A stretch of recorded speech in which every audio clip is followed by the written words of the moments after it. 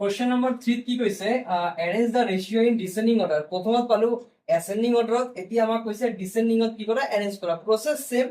প্ৰথমত কি কৰিম, যিটো ডেনোমিনেটৰ আছে তাক কি বুলি তাক এলসিএম বাই কৰিম। তাৰ পিছত এইখিনি একেলগে মিলাম, তাৰ পিছত গম পাম যে কোনটো ডাঙৰ কোনটো সৰু।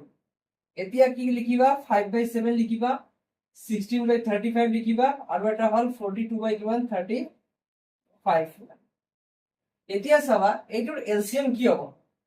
যদি ভালকে মন কৰা ইয়াতে 35 আছে, ইয়াতেও 35 আছে, অনলি ইয়াতে 7 আছে, গতিকে এইটোৰ এলসিএম টো যিটো ইয়াতে ডাঙৰ আছে ন, এইটো হৈ যাব তাৰ এলসিএম, আৰু এক্সট্ৰা কৰি উলিয়াব নালাগে। গতিকে এলসিএম কি হ'ব, এলসিএম হ'ব আমাৰ 35, এইটো হ'ব এলসিএম। এতিয়া মই কি কৰিম, যিটো নাম্বাৰ আছে 5/7 ইয়াক 35 বনাম, ডেনোমিনেটৰটো কিৰে মাল্টিপ্লাই কৰিম, মাল্টিপ্লাই কৰিলে কি হ'ব 5, ইয়াতো 5 এৰে কৰিম। তাৰ পিছত 16/35 তো অলৰেডি আছে প্ৰেজেন্ট, কোনো অসুবিধা নাই, 42/35। এতিয়া কিমান হ'ব, ওপৰত 25, তলত কিমান হ'ল 35, ইয়াতে থাকিল 16, তলত থাকিল 35, ইয়াতে 42, তলত থাকিল 35। এতিয়া আমাক কৈছে ডিসেন্ডিং, ডিসেন্ডিং মানে হ'ল বিগ টু স্মল, তাৰমানে অসমীয়া যদি কোৱা হয় অৰ্ধক্ৰম, অৰ্ধক্ৰম বুলি কোৱা হয়। আগতটো আছিল ঊৰ্ধ্বক্ৰম, এইটো অৰ্ধক্ৰম, মানে ডাঙৰৰ পৰা সৰু। তো এই কেইটাৰ ভিতৰত আটাইতকৈ ডাঙৰ কোনটো, এইটো হ'ব আটাইতকৈ ডাঙৰ, গতিকে 42/35 হ'ব আটাইতকৈ ডাঙৰ। তাৰ পিছত কোনটো হ'ব 25/35 হ'ব, আৰু তাৰ পিছত কিমান হ'ব 16/35। কিন্তু আমাকতো এইবিলাকক কোৱা নাই, আমাক কৈছে ৰেচিঅ' বিলাক দেখুৱাই দিয়া কোনটো ডাঙৰ কোনটো সৰু। গতিকে 42/35 মানে কিমান, চেমে 42 কিমান 35। এতিয়া 25/35 মানে কিমান, এইটো মানে হ'ল 5 কিমান 7, আৰু 16/35 মানে কিমান 16:35। তো এইটো হ'ল আমাৰ কি এৰেঞ্জমেন্ট ডিসেন্ডিংত। এতিয়া আমি এইটো কৰিম ডিসেন্ডিংত। আগত কি কৰিম, যিবিলাক তলত 5 আছে ৰেচিও আছে না, তলত 8 লিখিব পাৰো, 23 আছে ডিভাইড কিমান লিখিব পাৰো 24, 31 আছে ডিভাইড বাই 36। এতিয়া চাম যে এলসিএম টো কি হ'ব। এইটো চোৱা, এলসিএম টো এইটো উলিয়াব লাগিব, এলসিএম এইটো ডাইৰেক্ট ক'ব নোৱাৰিম। কিয়, কাৰণ 8ৰে 24 কাটা যায়, 24ৰে তো 36 কাটা নাযায়, গতিকে ডাঙৰটো এলসিএম নহ'ব ইয়াতে। গতিকে এলসিএম মই উলিয়াই লম। প্ৰথমত 8, 24 আৰু কিমান 36, কিহেৰে যাব, এইটো যায় আমাৰ 8এৰো যায়, ডাইৰেক্ট কৰিব পাৰো, 8 1 যা 8, 8 3 যা 24, আৰু 36 তো নাযায় 8এৰে, 36 থাকিল। তাৰ পিছত 3ৰে কৰিব পাৰো, 1 থাকিল, 3 1 যা 3, 3 1 যা 3, 3 2 যা 6। এতিয়া কি হ'ব এলসিএম খিনি, আৰু 12 তো নালাগে, এইটো বাদ দিয়া। এতিয়া একচুয়ালি কৰা এইখিনি বস্তু যে আমি কি কৰো, যে এলসিএম খিনি এনেকৈ উলিয়াই লওঁ, 8 উলিয়াই লওঁ, 8 24 আৰু 36ক আমাক কি উলিয়াব লাগে, এলসিএম উলিয়াব লাগে। তো কি কৰিম, ফার্স্ট কথা এইটো 2 যায়, 4 2 যা 8, 12 2 যা 24, 18 2 যা 36। তাৰ পিছত কিৰে যায়, আকৌ 2 যায়, 2 2 যা 4, 6 2 যা 12, 9 2 যা 18। এগেইন কিরে যায়, 3রে 2রেও যায়, 2 1 যা 2, 2 3 যা 6, এইটুক তো না যায়, 9 to 9 এ থাকিব। এতিয়া এই দুটা 3 রে যায়, 1 1 এ থাকিব, 3 1 যা 3, 3 3 যা 9, আৰু তো না যায়। সো এলসিএম কিমান হ'ব, এলসিএম হ'ব এইকেইটাৰ মাল্টিপ্লাই, 2 into 2 into 2 into 3, আৰু ইয়াতে আৰু এটা 3 আছিল, into 3 মাল্টিপ্লাই কৰিলে কি হ'ব, 2 2 যা 4, 4 2 যা 8, 8 3 যা 24, আৰু 24 3 যা কিমান হ'ব 4 3 যা 12/2, হাতত থাকিল 1, 3 যা 6, 1 কিমান 7, আমাৰ কিমান হৈ গ'ল 72। এতিয়া আমি 72 বনাম এই কি বিলাকত, ডেনোমিনেটৰ বিলাকত।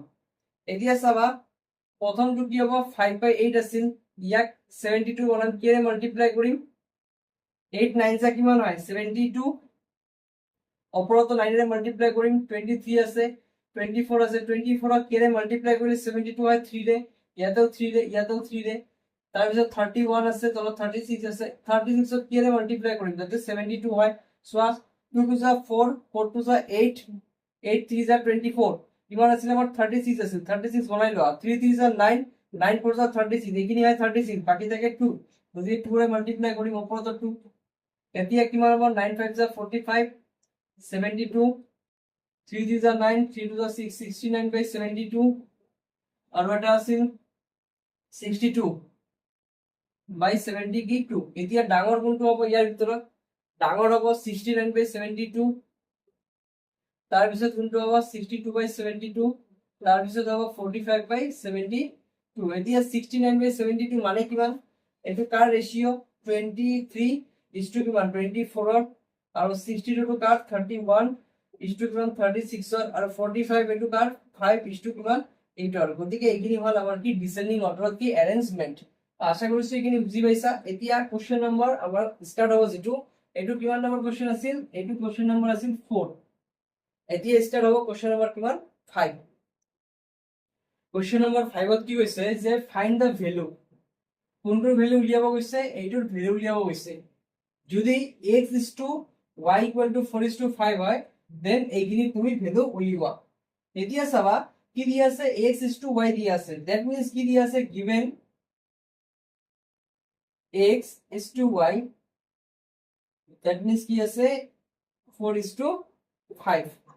যেতিয়া এনেকুৱা ধৰণৰ থাকিব যে x is to y ৰ মান দিয়া থাকিব 4 আৰু 5 মানে is to থাকিব, তেতিয়া তাৰ মানে হ'ল x ৰ মান হ'ল 4 ৰ মাল্টিপল, মানে হয়তো 4 হ'ব পাৰে 16 হ'ব পাৰে 8 হ'ব পাৰে, তাৰমানে 4 ৰ ঘৰত যিবিলাক আছে 4 ৰে পূৰণ কৰা যায় এইবিলাক হ'ব কি x ৰ মান। আৰু y ৰ মান কি হ'ব 5 ৰ যিবিলাক মাল্টিপল আছে 5 1 5 5 2 10 5 3 15 এইবিলাক হ'ব y ৰ মান।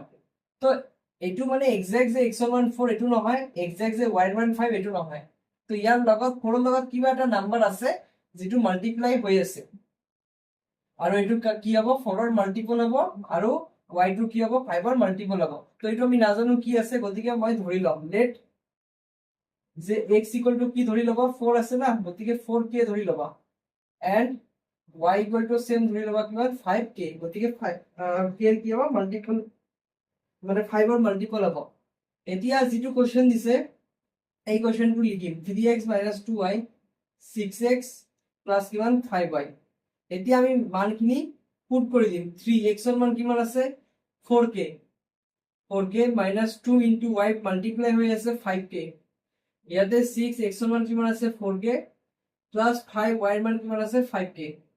এতিয়া মাল্টিপ্লাই কৰিলে কিমান হ'ব 4 3 * 12k minus 5 2 * 10k 24k plus 25 কিমান k।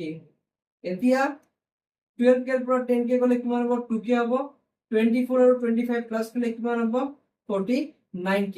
k আৰু k ক্যান্সেল গল থাকিল কিমান 2/49, দ্যাট মিন্স এইটোৰ ভ্যালু হ'ল কিমান 2/49। এইখিনি বুজি পাইছা? যেতিয়া ৰেশিও থাকিব তেতিয়া k বুলি ধৰি লবা, এইখিনি কৰিব লাগিব। এতিয়া 2 নম্বৰত কি কৈছে কোশ্চেনটোত এইটো চাও। নম্বৰ 5 ৰ যেটো 2 নম্বৰ কোশ্চেন আছে ইয়াতে কি কৈছে যে x is to y equal to 2:7 find the value of this one। এতিয়া কি কৰিবা যেটো থাকে তাক ধৰি লব লাগে। x ৰ ভ্যালু কোনটো হ'ব, x ৰ ফালে কোনটো আছে 2 আছে, গতিকে ধৰি লবা x equal to 2k মানে 2 ৰ মাল্টিপল হ'ব এন্ড y equal to কিমান হ'ব y equal to হ'ব 7k। এতিয়া ইয়াতে পুট কৰি দিবা বস্তুখিনি 7x - 5y equal to কি equal to নাই divided by 3x into কি y 3 into 3x into কি y। এতিয়া ইয়াতে পুট কৰিবা 7 into x ৰ ভ্যালু কিমান আছে 2k minus 5 into y ৰ ভ্যালু কিমান আছে 7k। এইখিনি পূৰণ হৈ আছে, লগতে এখানে পূৰণ হ'ল 3 into x ৰ ভ্যালু কিমান আছে 2k minus y ৰ ভ্যালু কিমান আছে 7k। এতিয়া মাল্টিপ্লাই কৰিলে 7 to the 14k minus 7 5 যা কিমান 35k। এতিয়া 3 থাকিল 3 to the কিমান হ'ব 6k minus 7 কিমান হ'ব কি হ'ব। এতিয়া 35 ৰ পৰা 14 মাইনাস কৰিলে কিমান হ'ব 21, ডাঙৰটোত মাইনাস আছে গতিকে minus 21 কিমান হ'ব কি হ'ব। 5 ৰ পৰা 4 গলে 1 3 ৰ পৰা 1 গলে 2 এনেকৈ কৰিব পাৰা। 3 ইয়াতে 7k ৰ পৰা 6k মাইনাস কৰিলে কি হ'ব মাইনাস কি হ'ব, কাৰণ 7টাকে ৰ পৰা 6টাকে বাদ গলে কেইটাকে থাকিব এটাকে 1 লিখিব নালাগে। এতিয়া সই মাইনাস মাইনাস কি যাব ক্যান্সেল যাব, k কে ক্যান্সেল যাব 7 3 টা কিমান 21 কাটাকাটি কৰিলে গতিকে आंसर হ'ব কিমান 7। তো এইখিনি হ'ল 5 ৰ 2 নম্বৰ। গতিকে আজি ইমানলৈকে থাক।